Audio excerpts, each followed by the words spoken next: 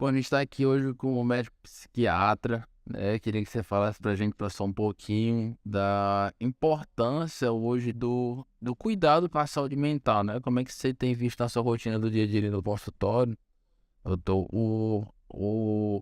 tem tido aumento dos casos hoje de pessoas com problema na parte de saúde mental e a importância hoje do cuidado, da população ter esse cuidado. Tá? Então, se ele relatasse um pouquinho para a gente a respeito disso, o que que você tem visto hoje no consultório no dia a dia?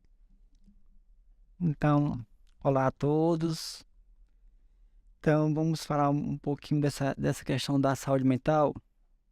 Lembrando antes que o conceito de saúde proposto pela própria OMS não implica só em saúde física.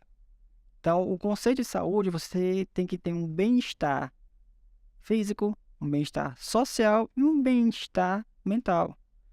E esse bem-estar mental, ele influencia em como vai ser sua saúde física.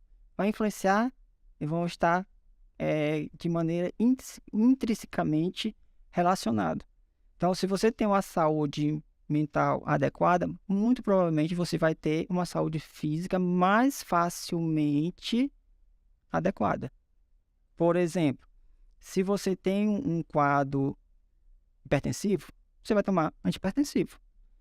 Mas se você tem um quadro hipertensivo e um quadro mental que você não cuida, como um transtorno ansioso, por exemplo, ou um transtorno depressivo mesmo, por exemplo, você vai ter um controle mais inadequado desta pressão arterial.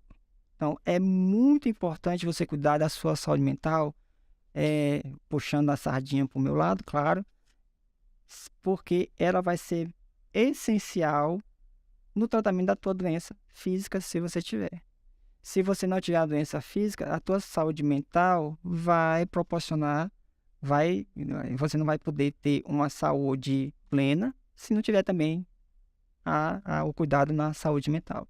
Nesse momento que a gente passou há pouco da pandemia, houveram sim um grande boom no aumento dos transtornos mentais na população como um todo. Você ficar enclausurado dentro de casa, é um fator, sim, grande de desencadeamento de um transtorno mental.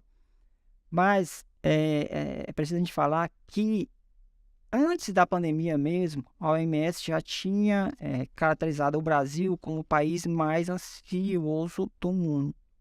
Então, o Brasil estava em primeiro lugar antes da pandemia, em 2019, como o país mais ansioso do mundo. Nossa sociedade sendo a sociedade mais ansiogênica do mundo, mais do que nos Estados Unidos.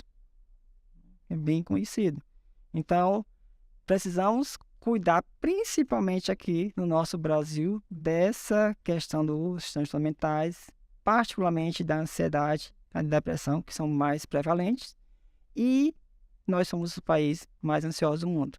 O segundo da América mais depressivo. Então, são dados estatísticos que merecem atenção e a gente precisa, sim, de um controle mais adequado. Quando a gente fala disso, professor, a gente está aqui com uma pós-graduação em psiquiatria. Você está dando uma aula hoje para a gente aqui de transtornos mentais causados por uma condição médica geral e retardo mental. A gente está com médicos generalistas aqui, o intuito dessa pós-graduação é entregar ferramentas de conhecimento para que esses médicos consigam lidar com isso no dia a dia do seu consultório, né? Eles atendem em diversas situações, em PSF, em hospitais. Queria que você falasse um pouquinho para mim da importância deles terem esse conhecimento, né? Esses médicos que estão aqui hoje, que ferramentas adicionais eles vão sair desse final de semana aqui para segunda-feira eles irem para os seus consultórios, irem voltar para a sua vida de atendimento, eles terem esse conhecimento hoje que está sendo adquirido aqui com a gente nesse final de semana através da sua aula, que de adicional eles vão levar, né? Qual a importância deles terem esse conhecimento? Bom, então, quando a gente fala de transtorno mental devido a uma condição médica geral, o que seria isso?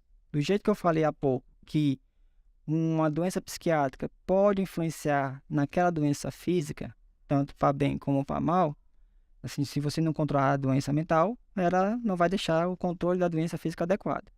você tem doenças orgânicas, doenças físicas do próprio corpo que pode cursar com a doença mental. Então, você tem por exemplo, você tem um transtorno da tireoide. Você tem um hipotireoidismo.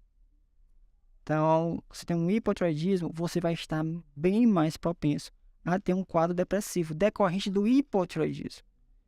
Então, você não vai ter duas doenças, você vai ter uma doença, o hipotireoidismo, que está além dos efeitos físicos que o hipotireoidismo pode dar, você ainda está tendo um transtorno mental associado a problema da tireoide. Então, aí eu vou procurar o psiquiatra porque eu estou com depressão, e aí o psiquiatra trata a sua depressão e você não melhora. Aí você vai pesquisar um pouquinho mais, você tem hipotireoidismo. Você cuidou da tireoide, a depressão vai melhorar. Então é importante você saber que algumas doenças físicas também podem repercutir no cérebro como uma patologia mental. Só que não vai ser primária, vai ser secundária porque é decorrente daquela doença. Então quem tem um infarto, quem sofreu um AVC, tem grande chance, bem maior do que a população em geral, de ter um quadro depressivo ou um quadro ansioso, decorrente daquela doença física, certo? Então, você tem que, sabendo isso, você vai poder agir de maneira mais suspeitar mais facilmente. Se eu estou tratando o meu paciente que acabou de ter um infarto, que acabou de ter um AVC, que ele tem doença de tireoide, tanto hipertireoidismo como também o hipertireoidismo também, e doença de Parkinson, ele tem uma demência por Alzheimer. Todas essas doenças podem ter originar um quadro psiquiátrico secundário. E eu vou ter uma atenção mais pormenorizada, vou ter uma atenção mais prioritária, porque no momento que eu sei que ele teve um infarto, eu vou ficar de olho grande, prestando atenção nos sintomas depressivos se eles aparecerem. Porque se aparecer, eu vou ter como agir com maior destreza, mais precocemente, e o paciente melhorar mais rapidamente. Se eu não tiver esse conhecimento, eu vou tratar e dar... ele está tratando aqui infarto. Tá, tratei infarto. E está deprimindo cada vez mais. E ele deprimindo, ele vai estar exposto ao maior risco de ter um novo infarto. Virar uma cadeia, né? É uma cadeia, né? Um ciclo. E em relação a gente estava falando do transtorno mental, de uma doença médica geral, um transtorno mental secundário, orgânico. A gente também falou aí sobre a questão do retardo mental, qual a importância? A importância é você diagnosticar o retardo mental o mais precocemente possível, porque se você detectar numa criança o retardo mental, ela numa idade ainda a menor idade possível, em 2 anos, é diferente de você diagnosticar um retardo mental de um adolescente de 15 anos de idade. A gente perdeu o tempo de tratamento. Que mesmo o retardo mental sendo uma doença que ele vai ter pelo resto da vida, a gente tem condição de dar para aquela criança, se ela for tratada de maneira adequada, e aí não entra só remédio, o remédio vai ser a menor parte do tratamento, o maior vai ser o estímulo, vai ser o tratamento multidisciplinar, interdisciplinar. Você vai jogar vários estímulos, o máximo que puder dentro daquela criança.